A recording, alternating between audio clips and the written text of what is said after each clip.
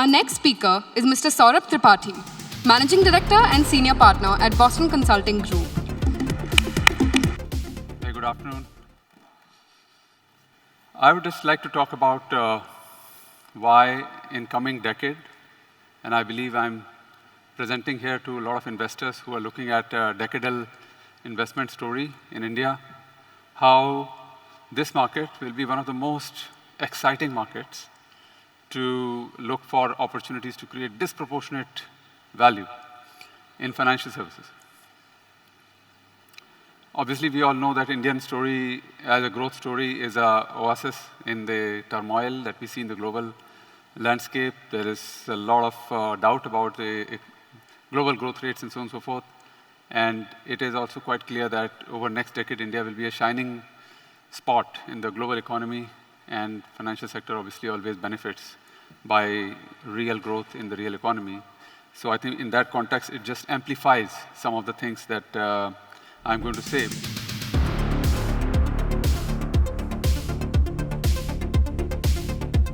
Beyond the growth rate of the economy in India, we believe that what we are going to see is quite phenomenal, quite outstanding, almost unparalleled. And that's why the title of my presentation, why Indian banking sector will witness one of the most exciting innovations in business model. And I'm going to start with a very interesting example.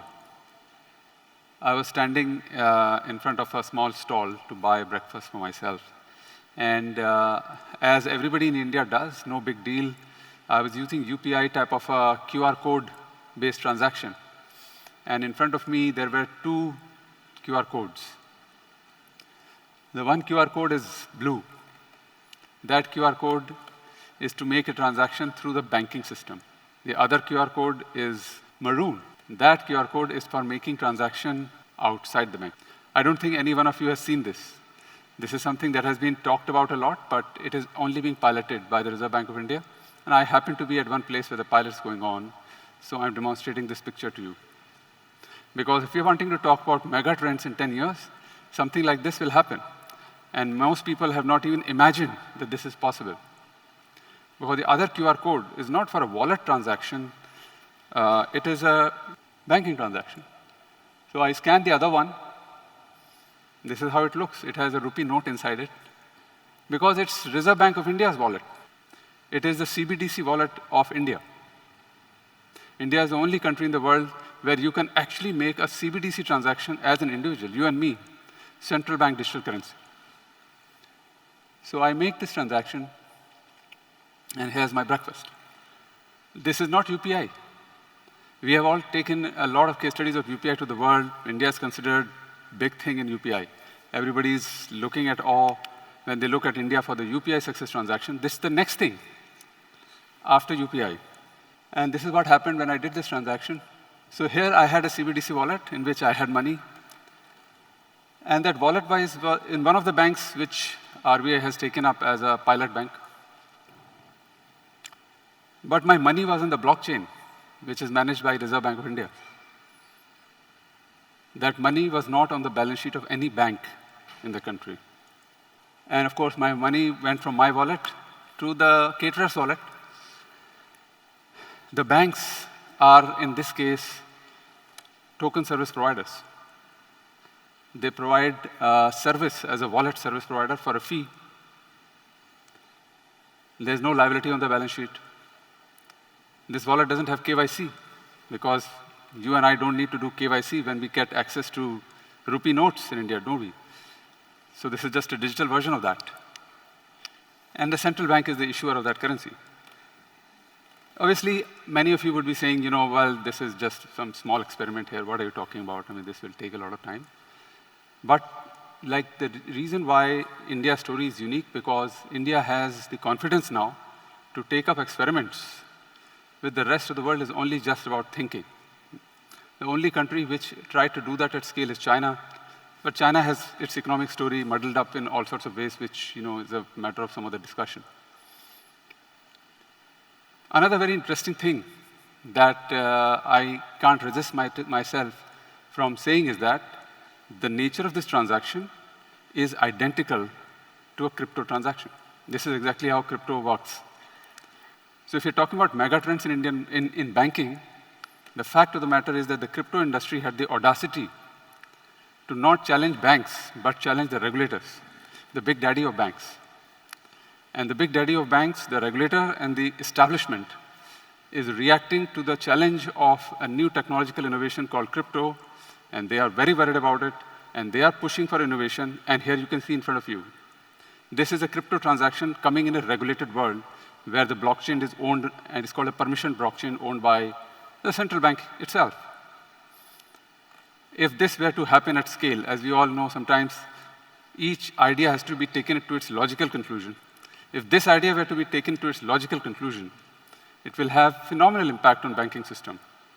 Because if you and I were to keep our float, which we use for paying for our breakfast and everything else, about 10% of the bank deposit will shift to wallets like this, which is owned by the central bank. And that will have direct implication on profitability of banking industry.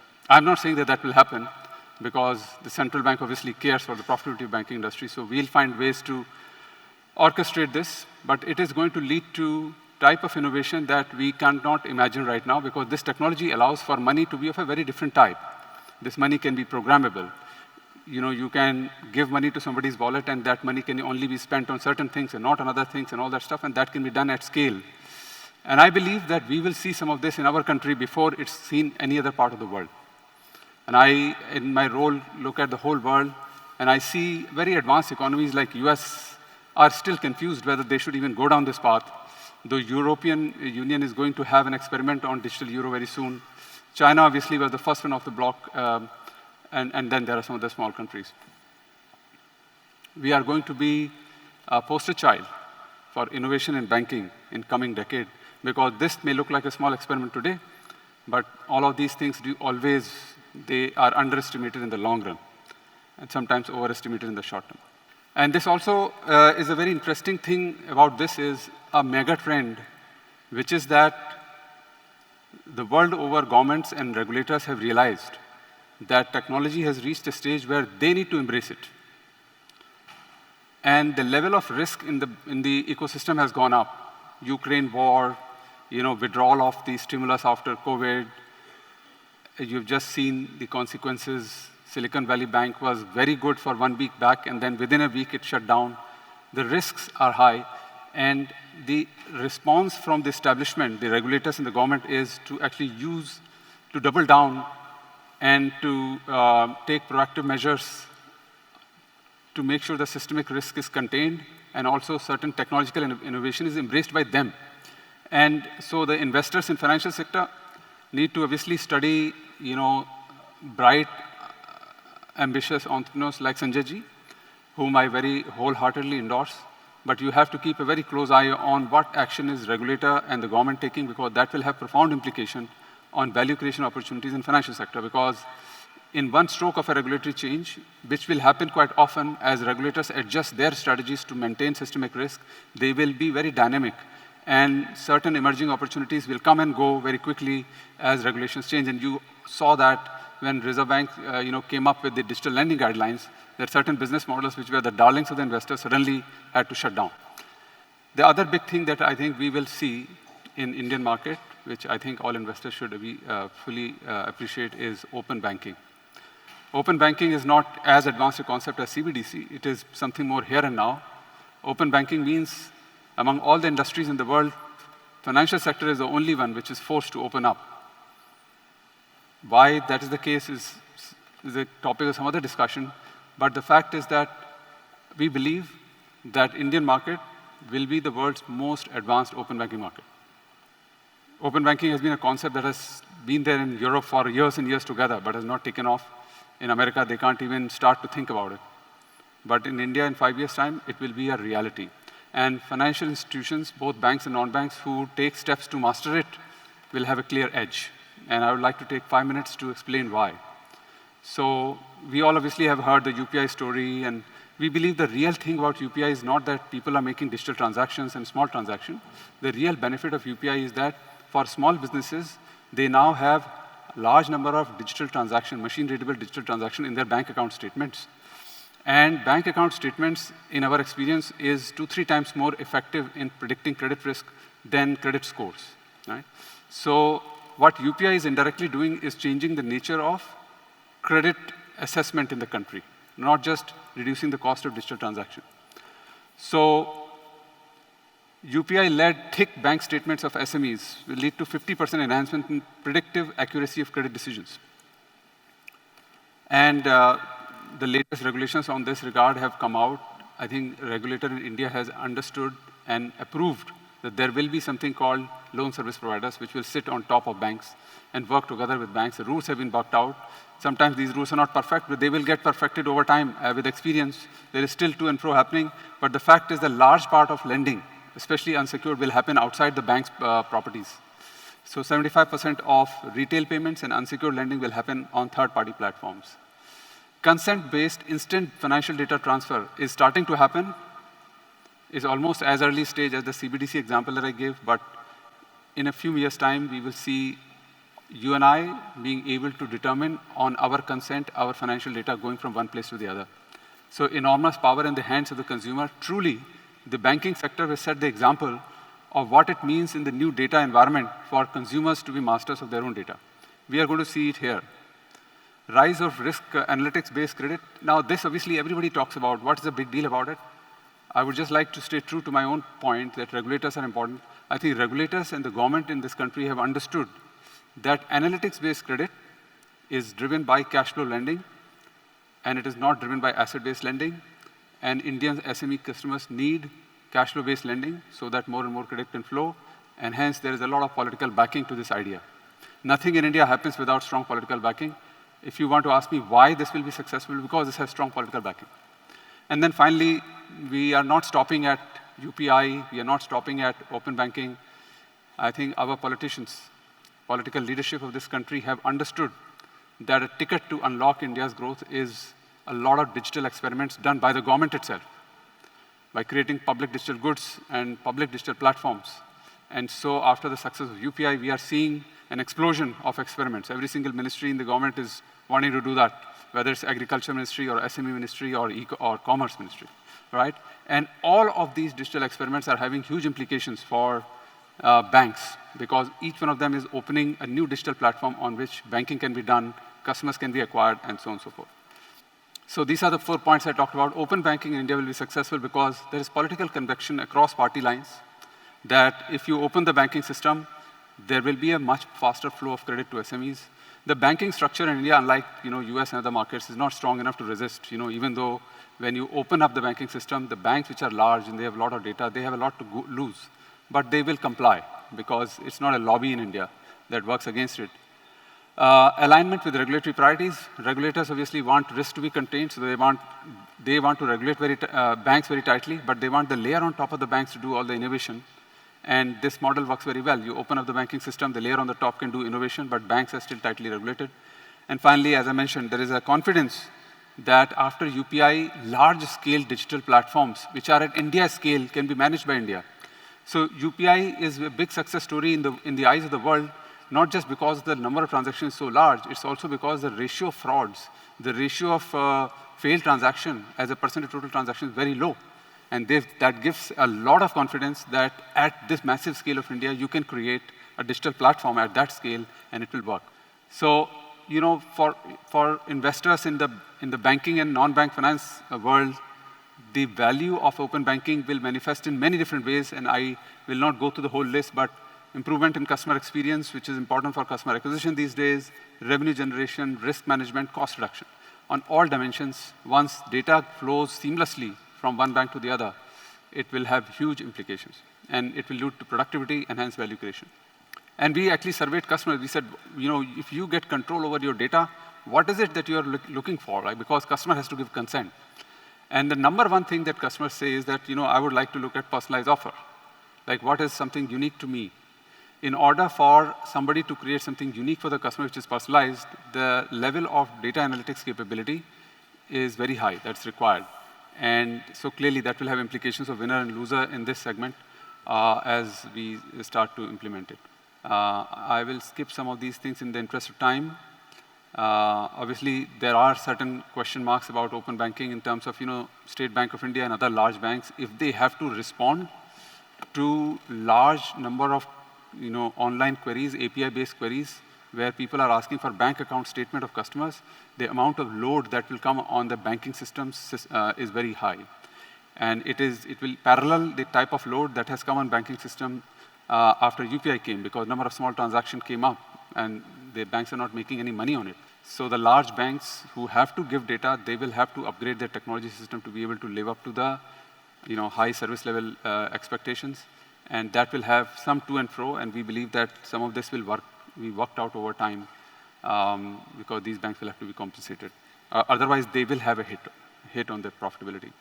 And I think it's important to highlight one interesting thing. So I'm sure you invest a lot in fintech, and by the way, our latest research shows that Asia Pacific over the next 5 years will be the largest fintech market in the world. It will overtake US. And so it is something that's important. And of course, the world view of fintech or self-view of fintech has been that they are attacking the big monoliths. But actually, the regulator doesn't see fintech like that. And you have seen regulatory action over the last several months, which is quite clear. The regulator believes that fintechs have a very good front end. I mean, there's a lot of innovation, very good front end, and also back end. Sometimes they have no operations because the processes are designed very well. But there is a huge doubt about the middle office of the fintech, which is the understanding of regulations and compliance. We believe that now going forward, those fintechs who embrace compliance in design, by that we mean that you understand the spirit of regulation, and that should be embedded in your processes. That means compliance is not an afterthought, not something that is a necessary evil, which should be taken into account reluctantly, but it is embraced fully. We also believe that in certain parts of the world, actually, most of the fintechs who are into lending will have to apply for some sort of license to do that. In our country, maybe not, because the interest rates are still quite high. But we will see a clear change in the type of fintechs which will succeed. Because if you want to be in an open banking system, a receiver of data, then you have to prove yourself to be worthy of it in terms of being able to keep the data of the customer safe and meet all the governance bars and regulations. India also is very interesting from a fintech perspective. This chart is a very interesting chart. Here you would see the total investment in Indian fintech over the last few years, 19, 20, 21. And you would see roughly on an average of $5 billion per annum is total net equity investment in Indian fintech. And the light green color are those fintech which are attacking the banking industry, which want to take a share of wallet away from banks.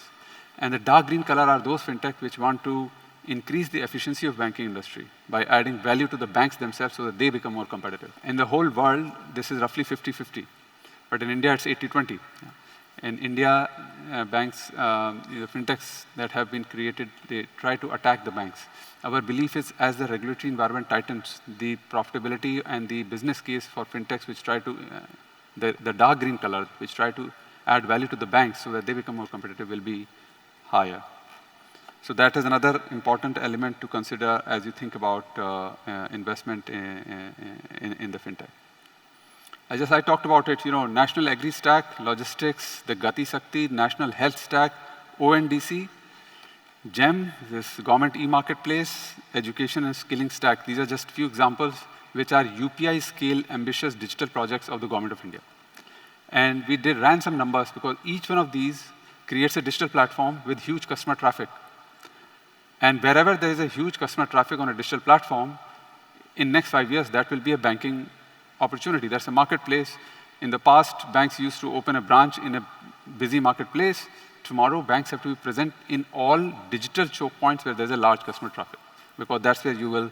And banking infrastructure, on the other hand, is getting ready for that. So you might have heard about this protocol called OCEN, which is the next thing coming after UPI, which basically means that with single API on those platforms where there's a huge customer traffic, the vision is that with a single API, one can get a customer loan offers from multiple different banks with a simple API, right? That's OCEN. So these digital investments by the government are going to unleash transformation. So we did this number. We said, look, if all of this were to fructify, we will have at least 30%, on a like-to-like, 30% increase in lending book growth with at least 50% productivity enhancement. So fundamentally, Indian banking sector overall should benefit tremendously in terms of value because, because the government is behind, government is creating the infrastructure on which, one would ride for customer acquisition and monitoring and many other things. Just building on what Sanjay just presented. I mean, that's just a start. So agri-stack has to lead to a dramatic change in the way farm lending takes place. Yeah? ONDC, GEM, health stack will all lead to the MSME finance has to change quite significantly. And then there's Gati Sakti for the infrastructure finance. Okay, I would just like to end my presentation by talking about the banks themselves. Because yes, there is a lot of opportunity, but many times banks are not able to achieve this. And I'm going to say something very counterintuitive. I feel banks are not able to achieve this because they underinvest. So there has been about $5 billion of investment by the investors in fintech every year. My numbers suggest that banks need to invest about $5 billion every year in their tech and their systems upgrade to keep pace. Right? $5 billion of investment. I don't think that investment is taking place. And that's why sometimes what happens is when banks try to digitally transform themselves, they suffer from, partially put together initiatives. They don't always deliver the results that they should because they face a lot of challenges, and as investors, it will be good for you to be aware of. Like India still has branches, compared to China. Just look at this chart. In China, branches per unit of population has stayed constant from 2017 to 2021. India branches per population has gone up. Transaction load is going to only go up on Indian banks. UPI is just a beginning. We have done the numbers. We are just starting to see, it is just the beginning. The number of transactions on UPI that will take place as the entire mass market of India where to get onboarded onto that platform is huge. And when we have 10, 20, 25 rupee transactions taking up, the whole space, imagine the load on Indian banking system technology. We are yet far away from most customers in India to be happy with the digital journey of their banks. Some banks are exception, and cybersecurity and all that are starting to just make a big deal. So this is what I would like to say. What happens is in banks, when there is underinvestment in technology, then you don't truly make your digital processes truly end-to-end digital. Sometimes you invest in front end, the back end is not keeping pace. Sometimes back end, but front end is not keeping pace. The experience on the layer is good, but the service doesn't really happen with the same turnaround time. Service fails, or the experience is not exactly as good as people are already used to. They can download Netflix, they can download so many other things, and they feel the service is so good.